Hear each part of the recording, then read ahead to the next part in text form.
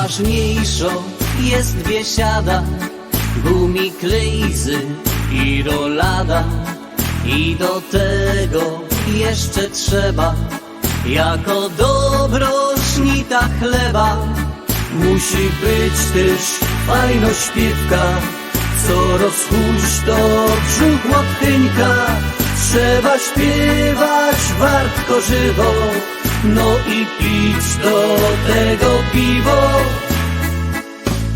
Lej te piwo do kufelka, potem wypij je do dna.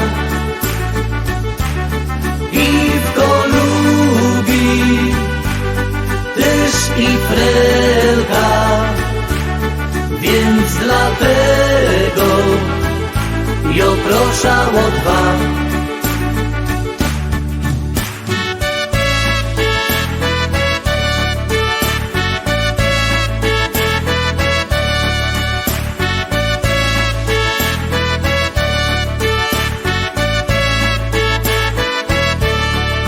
Dobry krepel, marmolada, jak je w środku, fajno sprawa.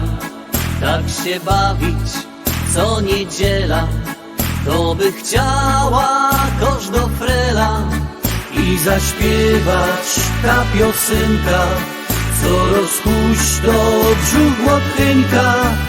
Oba mącić wartko żywo, no i pić do tego piwo. Lej te piwo do kufelka, potem wypij je do dna. Piwko lubi też i Frelka, więc dlatego ją proszę o dwa.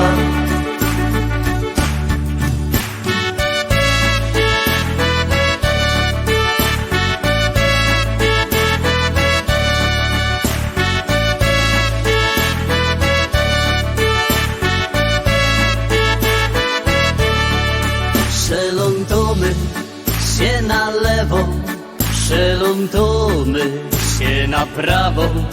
Tak śpiewamy śmieszne wersy, to rychtują wąpajersy.